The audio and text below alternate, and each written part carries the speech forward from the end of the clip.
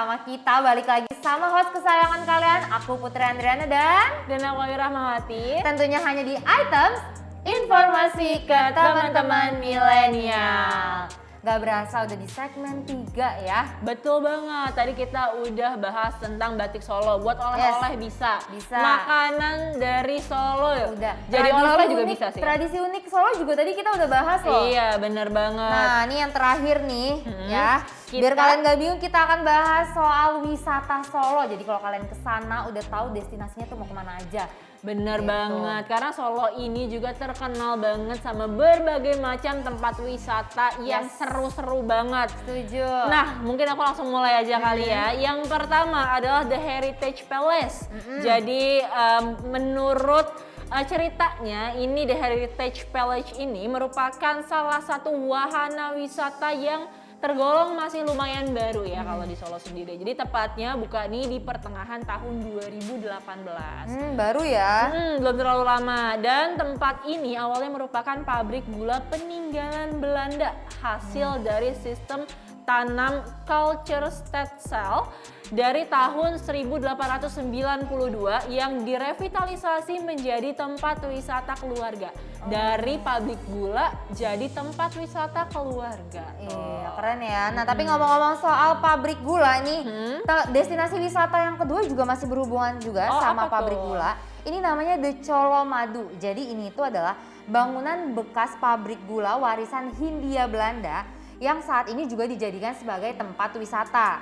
Nah, kalau misalnya kalian kalau kalian ke sana tuh kalian bisa ngelihat mesin-mesin besar yang digunakan untuk memproduksi gula di pabrik tersebut. Dan pada masa lalu ya, jadi mesin-mesin yang udah lama gitu. Nah, mesin-mesin tersebut tuh sengaja dipertahankan supaya pengunjung tuh bisa tetap merasakan suasana pabriknya zaman dulu tuh kayak gimana sih gitu.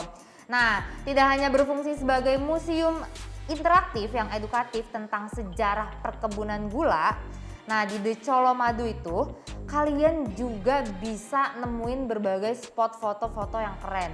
Mulai dari ruang duduk untuk bersantai, terus ada juga ruang khusus yang dalam keadaan gelap tuh, tapi tetap ada lampu warna-warninya, warna-warni neon ala-ala di Avatar gitu. Iya. Ini keren banget kan buat kita foto terus post di Instagram. Iya, Instagramable banget ya, jadi kayak anak-anak hits kekinian. Nanti anak-anak di mana nih, dikirain di luar negeri, katanya di Solo ada ala-ala Avatar, keren banget. Betul banget, cuma di Solo aja kita bisa dapat hiburan keren-keren. Keren. Nah, selanjutnya nih buat kalian yang suka banget sama olahraga, kita akan datengin Stadion Manahan. Dan stadion ini tuh nggak cuma terkenal untuk sepak bola aja, tapi di sini tuh ada banyak banget fasilitas yang mendukung kalian kalau misalkan pengen olahraga. Contohnya nih ya, di sana tuh ada lapangan basket juga, ada jogging track, ada lapangan futsal, lapangan sepeda balap juga ada kalau misalkan kalian pengen balap sepeda di sini. Dan tempat ini juga serunya dipenuhi dengan pasar dadakan yang bisa kalian temui ini biasanya di hari Minggu. Namanya sih ya biasanya tuh terkenalnya sama orang-orang sekitar itu disebutnya Sunday Market. Jadi tapi bukan pasar Minggu Pejaten kan? Bukan dong, ini pasar Minggu di Solo ya? Iya, ini mungkin kalau dipikir-pikir konsepnya agak-agak kayak Car Free Day gitu kali ya. Iya, betul. Jadi emang dia tuh fokusnya tuh wisatanya tuh di olahraga ya. Betul. Nah, tapi buat kalian yang tim-tim rebahan, mager olahraga, nih aku juga rekomendasi ada wisata namanya Taman Sriwedari. Nah, ini itu adalah taman yang isinya itu atraksi seni. Jadi di sana tuh kalian bisa menemukan berbagai pertunjukan seni Jawa. Mulai dari pertunjukan wayang orang, wayang kulit, tari Jawa, hingga pentas musik modern. Nah, taman ini juga mempunyai berbagai fasilitas seru yang bisa kalian nikmatin bersama keluarga atau teman juga bisa atau pasangan juga bisa. Aduh, emang Solo itu menurut aku adalah kota yang bisa dikunjungi sama siapa aja. Dan meninggalkan cerita. Bener, gitu. rasanya kangen banget sama Solo kalau misalnya kalian pernah ke sana ya. Selanjutnya adalah keraton. Ini kita akan jalan-jalan ke Keraton Kasunanan Surakarta. Jadi keraton itu menyimpan berbagai macam budaya kerajaan yang masih berjalan hingga saat ini. Dan sebelum kalian berkunjung, kalian juga harus membaca peraturan yang ada ya. Karena kan ini namanya juga keraton gitu. Betul. Selama di lingkungan keraton ini pasti banget ini kalian harus menjaga tutur kata, sikap dan juga perilaku. Biasanya ada pantangan-pantangan tertentu juga nih kalau di keraton tidak boleh dilakukan atau ada ruangan-ruangan yang nggak boleh dimasukin. Dihargailah itu tempatnya. Betul. Tapi ya. bukan hanya di Keraton Kasunan Surakarta aja ya. Maksudnya kita mau di wisata manapun ya, mau wisata keraton atau bukan, kita juga tetap harus menjaga sikap. Betul banget. Nah ini lanjut, ini ada destinasi wisata yang peninggalan Belanda. Namanya tuh Benteng Vastenburg atau Vastenburg Fortress. Ya pokoknya tulisannya ada di bawah sini lah ya kalau teman-teman bingung. Nah jadi ini tuh adalah destinasi wisata yang menyajikan peninggalan zaman Belanda. Bangunannya tuh sudah ada sejak 1779. Nah, kalau buat teman-teman tahu juga, jadi benteng ini tuh merupakan tempat untuk mengontrol pemerintah di Keraton Surakarta loh. Gitu. Berhubungan berarti ya di zaman dahulu ya. Betul. Selanjutnya nih buat para pecinta batik, nah kalian harus banget datang ke Kampung Batik Kauman. Jadi Kampung Batik ini merupakan tempat pembuatan batik tulis manual atau homemade. Dan gak heran kalau misalkan harga batik di sini itu juga fantastis banget. Orang bilang ada harga ada rupa. Nah, untuk batik tulis sendiri harganya juga bervariasi banget tergantung dari bahan serta tingkat kesulitan dan kerumitan dari pembatikannya. Yang mahal ini bisa sampai puluhan juta per lembar kainnya.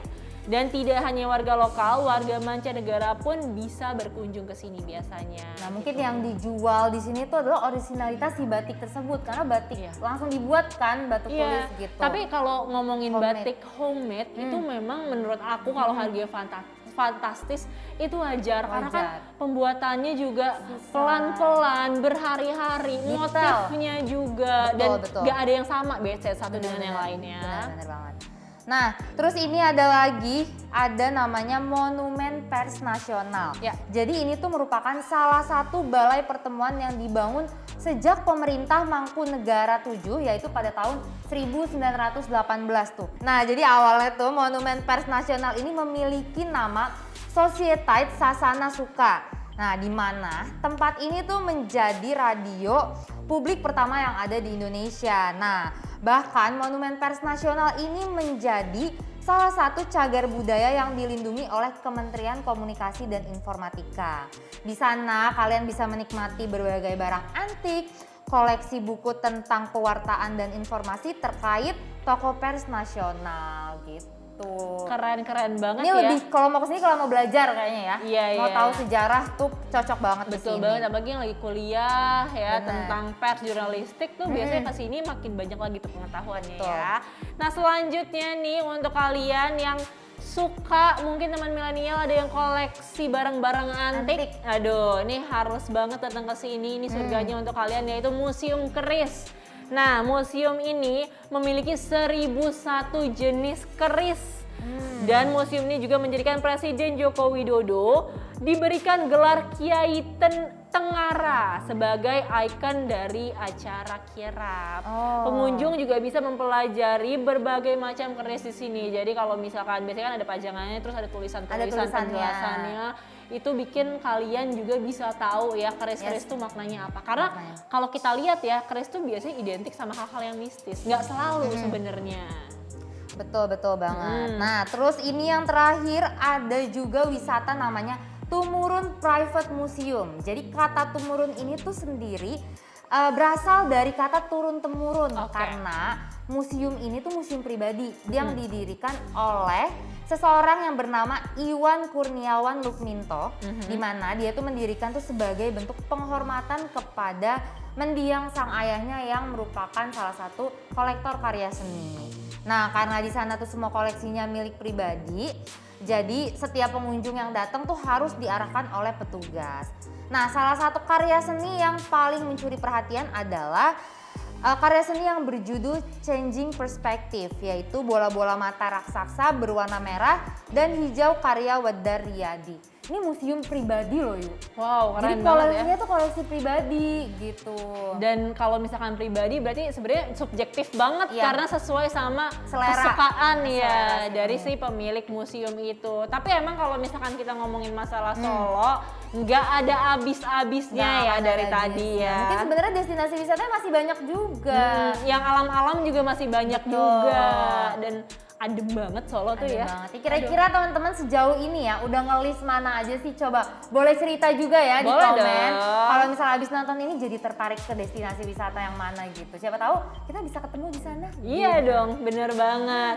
Dan ini nggak kerasa banget, ini kita udah di akhir episode dari All About Solo. Udah 30 menit kita nemenin kalian semua. Ya. Pastinya kita juga akan balik lagi di Yes. episode selanjutnya untuk memberikan kalian informasi-informasi yang menarik. Tapi kalau misalkan kalian punya saran, kira-kira Kak bahas ini dong yang kayaknya seru nih, boleh juga banget. share di komen ya. Karena di episode-episode selanjutnya kita akan bahas soal all about lainnya. Pokoknya banyak banget ya Yu. Yap. Makanya buat teman-teman yang mau dapat informasi dari kita, tetap stay tune di Items. Informasi ke teman-teman milenial hanya di Mata Milenial Indonesia TV. Matanya Indonesia. Bye-bye.